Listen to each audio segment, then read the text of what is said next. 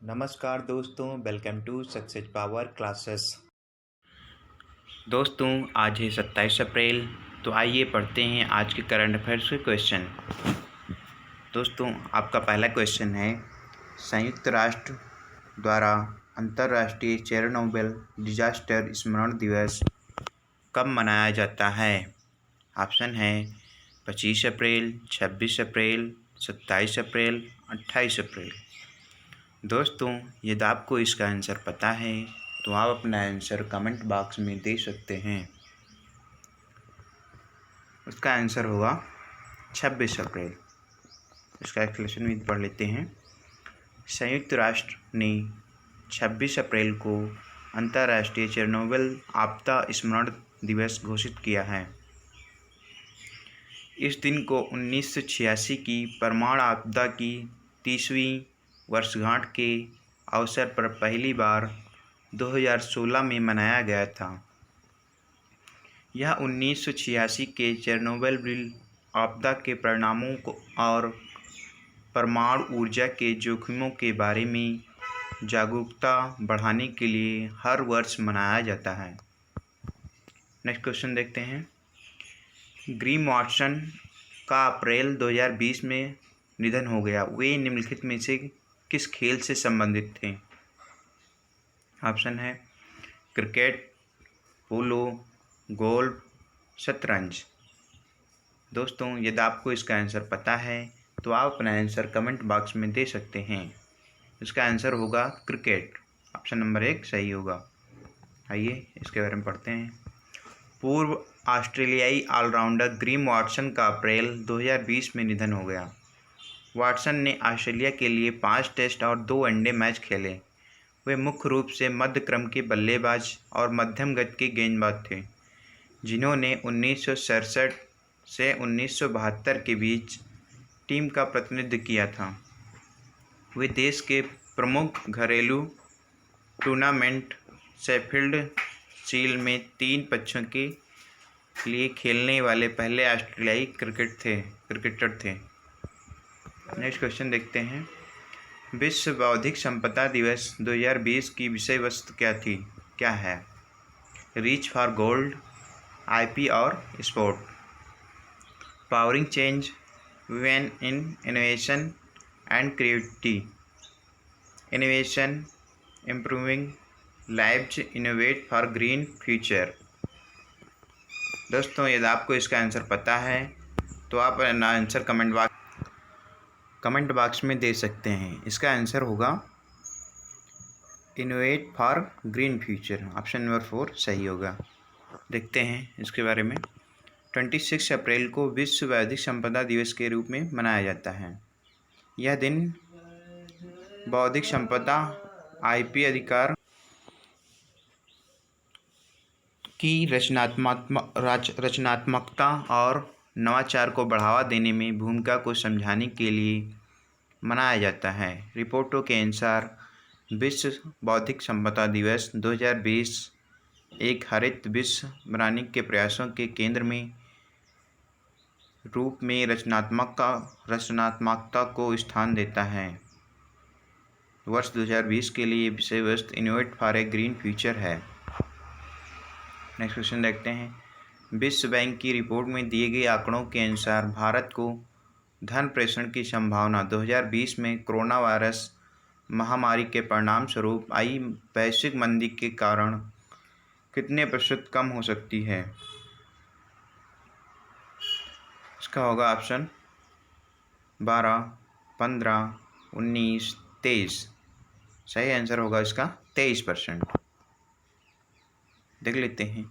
भारत को धन प्रेषण की संभावना 2020 में कोरोना वायरस महामारी के परिणाम स्वरूप आई वैश्विक मंदी के कारण 2019 में $83 बिलियन से 23% घटकर 2020 में $64 बिलियन होने की संभावना है।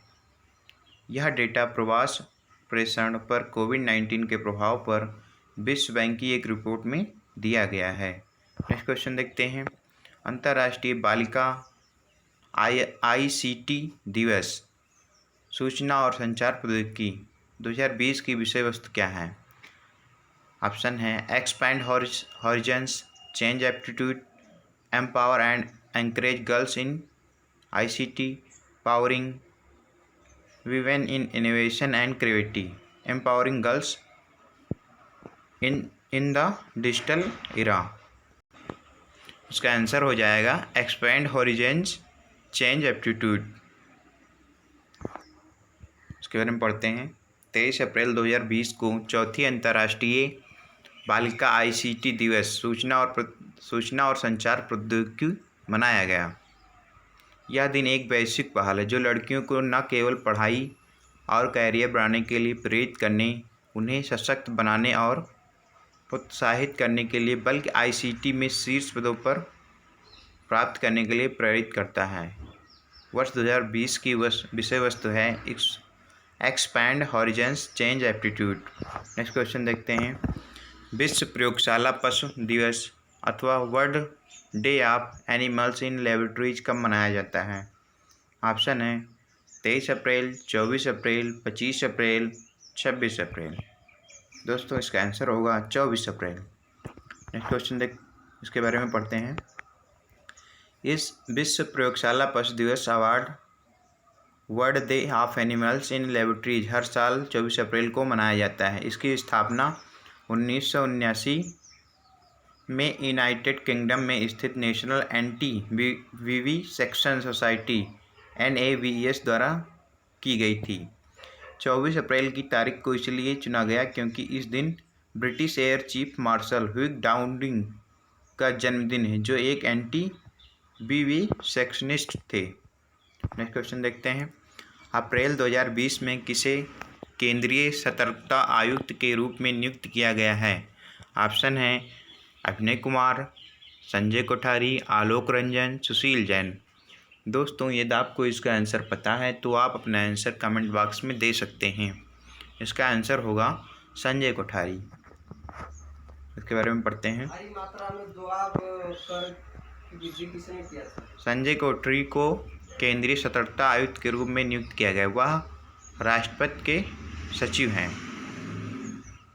KV चौधरी का कार्यालय पूरा होने के बाद जून 2019 से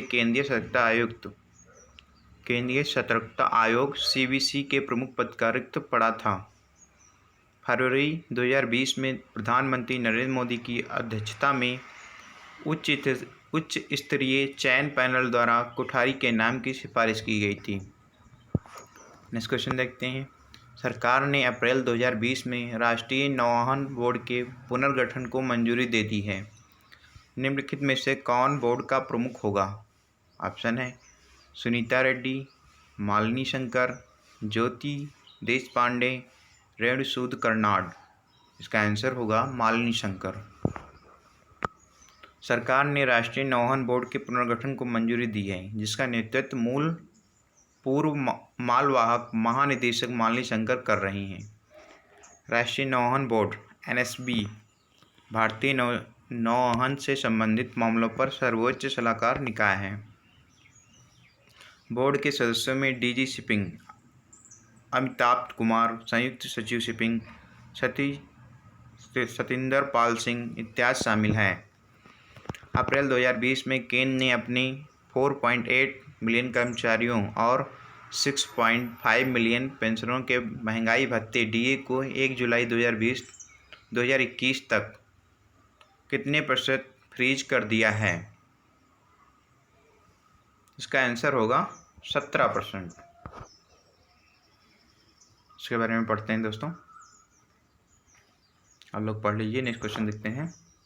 अप्रैल 2020 में भारत ने सार्क स्वास्थ्य मंत्रियों के साथ वीडियो सम्मेलन में भाग लिया। निम्नलिखित में से किस देश ने सम्मेलन की मेजबानी की? ऑप्शन है बांग्लादेश, मालदीव, नेपाल, पाकिस्तान। इसका आंसर हो जाएगा पाकिस्तान। नेक्स्ट क्वेश्चन देखते हैं। 23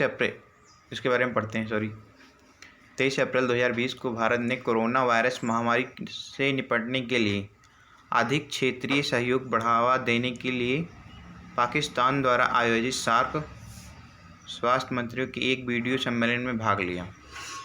सम्मेलन में भारत का प्रतिनिधित्व स्वास्थ्य सेवा महानिदेशक द्वारा किया गया। पाकिस्तान की राजधानी है इस्लामाबाद, वहाँ की मुद्रा पाकिस्तानी रुपया है। सार्क में कौन कौन से देश सम्मिलित हैं? अफ़गानिस्तान, भूटान, भारत, मालदीव, नेपाल, पाकिस्तान और श्रीलंका। नेक्स्ट क्वेश्चन देखते हैं।